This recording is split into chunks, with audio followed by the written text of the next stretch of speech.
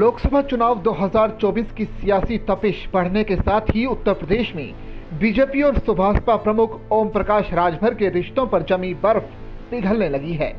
2022 के विधानसभा चुनाव में भले ही राजभर का बीजेपी संग पुनर्मिलन नहीं हो पाया हो, लेकिन 2024 में दोनों ही दल करीब आ रहे हैं।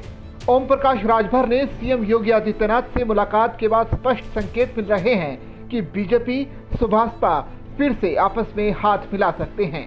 ऐसा होता है तो पूर्वांचल के सियासी रण में सपा प्रमुख अखिलेश यादव के लिए अपने सियासी वजूद को बचाए रखना मुश्किल होगा।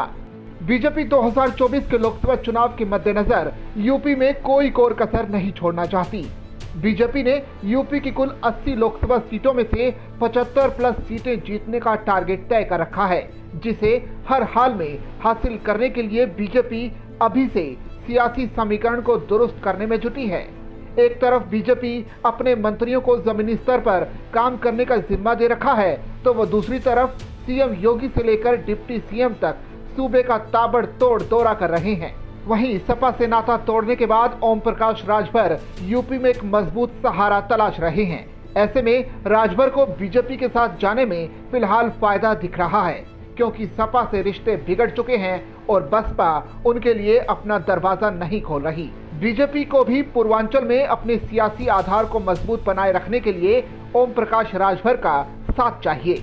इस तरह दोनों ही दल एक दूसरे में अपना सियासी फायदा देख रहे हैं, तो सपा के लिए राजनीतिक चुनौती खड़ी हो सकती है। बता दें कि पूर्वांचल की सियासत अभी भी जाति के इर्द गिर्द सिमटी हुई है। बीजेपी 2022 के विधानसभा चुनाव में अनुप्रिया पटेल की अपना दल एस और संजय निषाद की निषाद पार्टी के साथ मिलकर सत्ता वापसी करने में भले ही कामयाब रही हो, लेकिन राजभर का विपक्षी खेमे के साथ खड़े रखने का खामियाजा उसे पूर्वांचल में कई जिलों में भुगतना पड़ा। बीजेपी कई जिलों में खाता तक नहीं खोल पाई थी।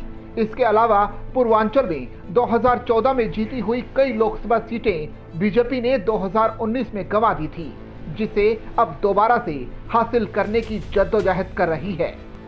बीजेपी पूर्वांचल के किले को मजबूत बनाए रखने के लिए अपने सियासी समीकरण को दुरुस्त करने में जुटी है।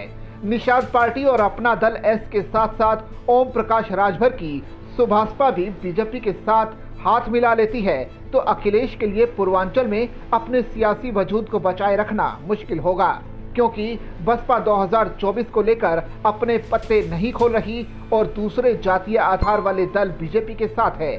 ऐसे में देखना है कि बीजेपी के सियासी चक्रव्यूह का अखिलेश कैसे सामना करेंगे।